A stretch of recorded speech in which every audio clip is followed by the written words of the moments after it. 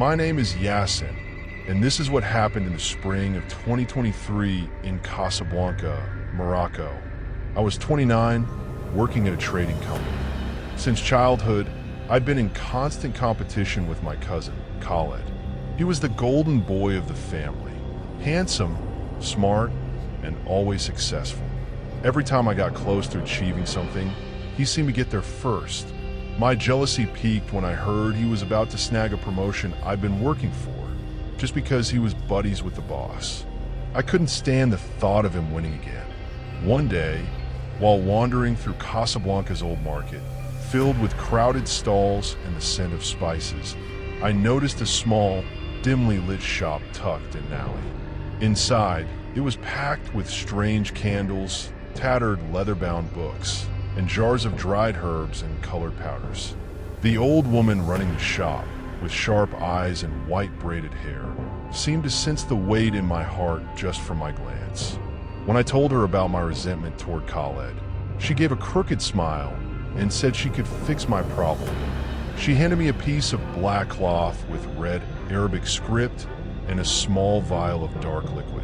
She instructed me to write Khaled's name on the cloth with my own blood, pour the liquid over it, and burn it in my courtyard under moonlight. She swore it would remove Khaled from my path, but warned, whatever evil you send out will come back to you one day. A bad feeling told me to walk away, but jealousy blinded me. I paid her and left.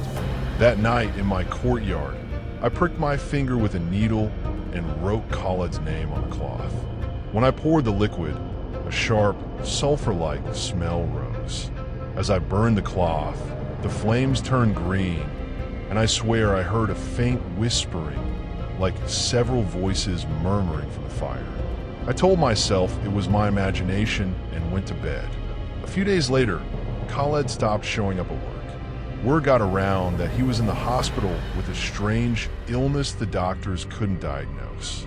At first, I felt triumphant, but guilt soon crept in. At night, I started dreaming of a tall shadow standing by my bed, staring at me. One night, I woke up in a panic to find my bedroom window wide open, though I was sure I'd locked it. The floor was dusted with ash, like someone had lit a fire. A month later, Khaled's condition worsened. They said he might not make it. The guilt was driving me insane. I went back to the market, but the shop was gone. Just a dirty brick wall, as if it had never existed. I sought help from a local imam at the mosque. When I confessed, he said the curse had awakened a dark force that was now attached to me. He told me to repent, give charity, and recite specific prayers to weaken its hold. I started praying and giving alms daily, but the shadow's presence never fully left. One night in the bathroom, as I wiped steam from the mirror, I saw a blurred face with black eyes instead of my own, smirking at me. Khaled eventually left the hospital, but he was a shell of his former self, weak and quiet. I couldn't stay in Casablanca anymore. I quit my job and moved to another city. Even now, I sometimes wake up feeling someone watching me from behind the window.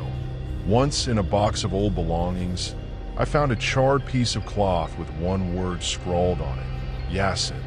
I don't know what that curse was, but it feels like it's still holding on to me.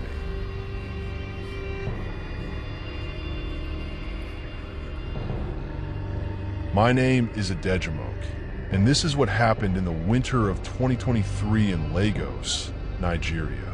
I was 32, working at an advertising agency.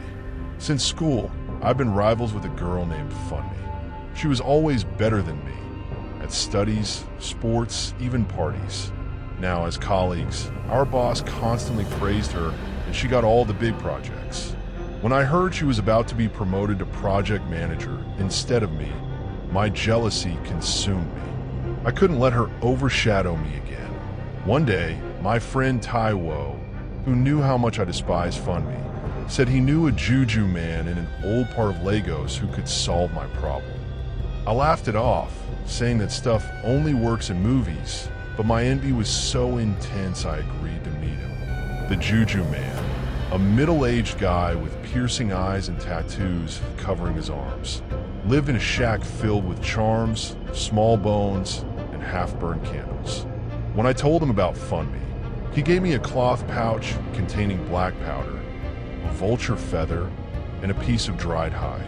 He said to sprinkle the powder on Fund Me's path, place the feather under her bed, and chant a prayer for 3 nights under candlelight. He said it would make Fund Me disappear from my life, but warned, if your heart is impure, the curse will turn on you. A gut feeling told me to leave, but the need to outdo Fund Me was stronger. The first night, I scattered the powder near Fund Me's office door, where she walked every day. The second night, I snuck the feather under her bed. I'd been in her apartment once when she invited me over. On the third night, as I chanted the prayer, the candle flickered wildly, and the room seemed to darken. A rotting smell, like spoiled meat, filled the air. A few days later, Fund Me didn't show up at work. Word spread that she was bedridden with a strange weakness that doctors couldn't explain. At first, I felt victorious, but then weird things started happening. Every night, I heard soft laughter, like Fund Me's, echoing in my house. One night, I dreamed she was standing by my bed, her eyes hollow and her smile chilling. I went to a local pastor and confessed everything. He said the curse had awakened an evil spirit that was now tied to me. He told me to apologize to Fund Me and perform cleansing prayers. When I called Fund Me and admitted what I'd done, she thought she thought I was crazy and didn't believe in this stuff. Slowly, her health improved and she returned to work. But I'm still not at peace. Whenever I'm alone, I feel someone watching me from behind. One night, I found a vulture feather identical to the one from the curse lying on my living room rug. The floor around it was stained gray, like it had risen from the ground. I don't know when that spirit will let me go, but I feel it's still in my house.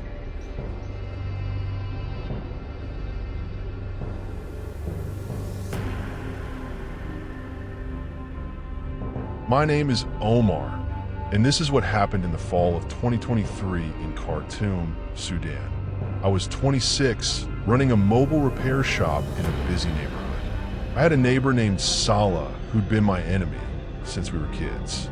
Salah always mocked me in front of others, stole my customers with lower prices, and once spread a rumor that I sold stolen goods, costing me several loyal clients.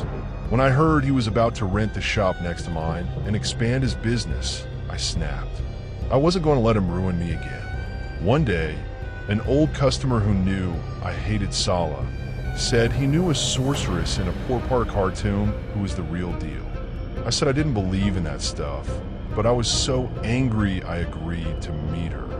The sorceress, a young woman with dozens of metal bracelets and beaded necklaces, worked in a cramped room thick with incense, smoke, and the smell of dried herbs. When I told her about Salah, she gave me a piece of paper with strange symbols and a small vial of black oil. She said to write Saleh's name on the paper with charcoal, rub the oil on it, and place it under a stone in his alley. She said it would keep Salah away from me, but warned, keep your thoughts pure, or you'll be the one trapped. She took my money and told me not to come back. That night, in the alley behind Saleh's shop, I prepared the paper and hid it under a stone. As I walked away, I felt someone following me. I turned, but the alley was empty, just the sound of the wind. A few days later, Salah stopped opening his shop. Word was he was sick with crippling headaches no medicine could fix. At first, I felt good, but then strange things started. Every night, I heard rustling in my shop, like someone shuffling papers or cloth. One night, as I locked up, I saw a tall shadow pass inside the shop. I opened the door, but no one was there, just a sharp smell like burnt oil lingering in the air.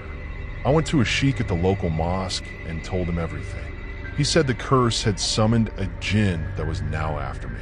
He told me to find the cursed paper, wash it with Zamzam water, and burn it. I checked the stone, but the paper was gone. Only a black oil stain remained, like it had sunk into the ground. Saleh's health slowly improved, and he reopened his shop, but I had no peace. I kept having nightmares, a shadow calling my name in the dark.